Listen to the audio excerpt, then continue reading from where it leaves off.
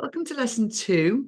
We're going to be exploring a collaboration model and really looking at what it means to have a win-win situation, which is really important when we're thinking about building a high-performing team. Before we start and I go through the collaboration model, I just want to remind you in module 3 when we explored the conflict model. So you may remember seeing this in module 3. And as part of the conflict model, we have at the top right-hand corner, you can see there, collaborate. So collaborate is a result of if, as an individual, the importance of the outcome and the importance of the relationship are matched.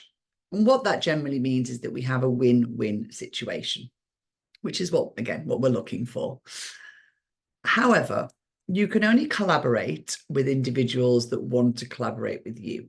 So building a high-performing team and having a collaborative culture within your high-performing team could require some work up front to be able to ensure that everybody's on the same page.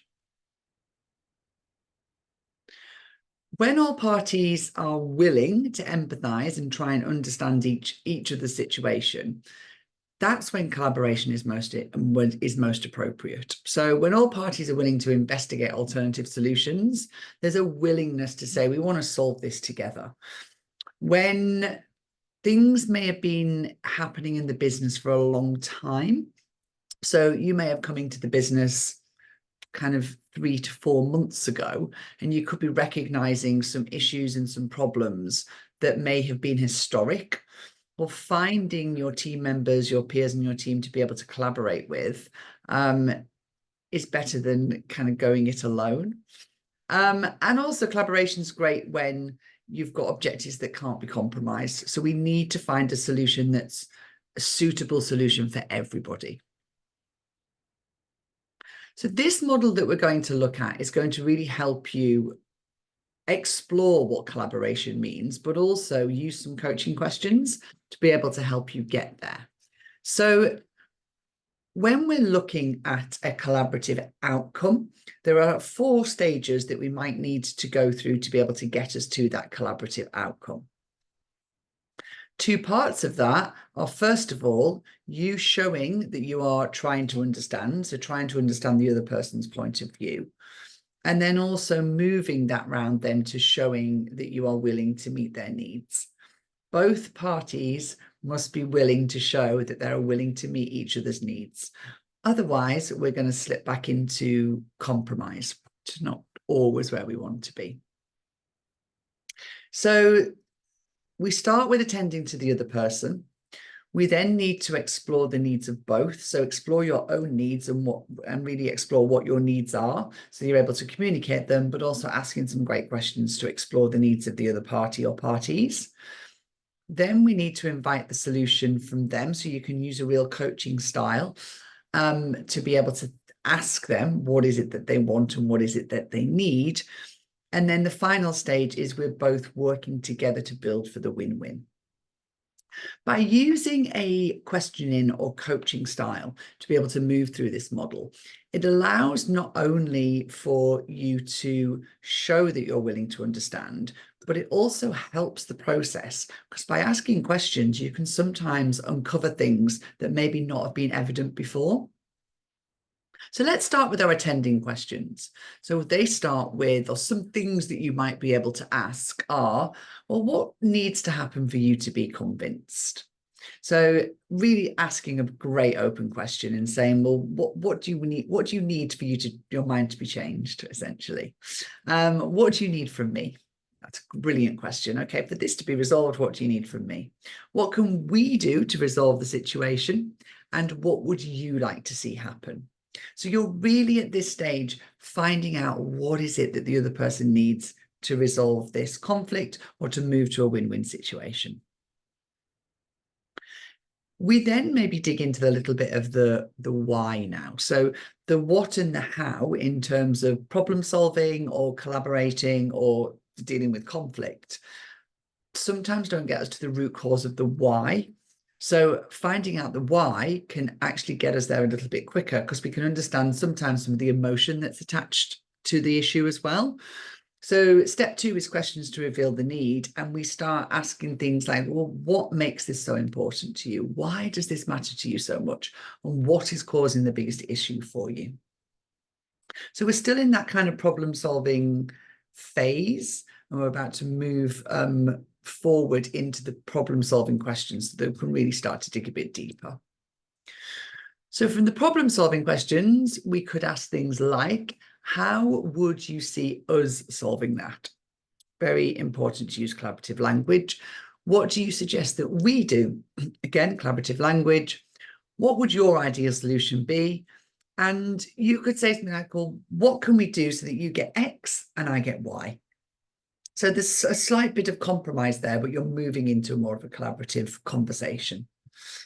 And then the build for maximum win-win, what we do is we then start maybe offering some feedback. We start then looking in a really solution-focused mindset. So what I like about your suggestion is, so you're really giving praise and really identifying things that are going to work for you. This is where you would air some concerns. So you can talk about what your concerns are here. And then you can go back to that we. So now I've told you what I like, and I've told you what my concerns are. And conversely, the other person or parties have done the same. Then we can get to that kind of, what can you suggest that we do? I've also popped into here some strategic thinking or coaching questions. These can be used for varied purposes. They're brilliant questions to keep you kind of in a coaching mindset or keep you in a collaborative mindset. But there's 21 of them here. And like I say, you can pick the ones that you think might be most relevant to the situation that you need to collaborate on.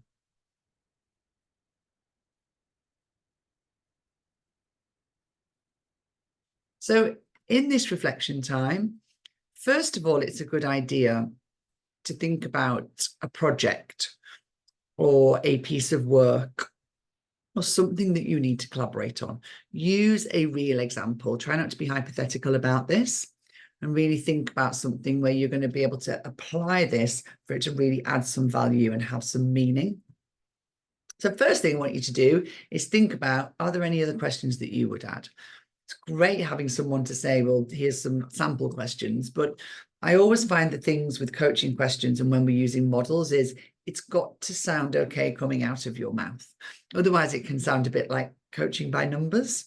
So ensure that your questions are suitable, that they're going to sound like you when you say them.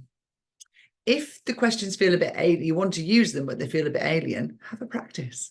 Say them out loud before you're going to say them out loud in a real situation. So first thing, think about, are there any questions that you would add into steps 1 to 4 that relate specifically to the situation that you need to collaborate on?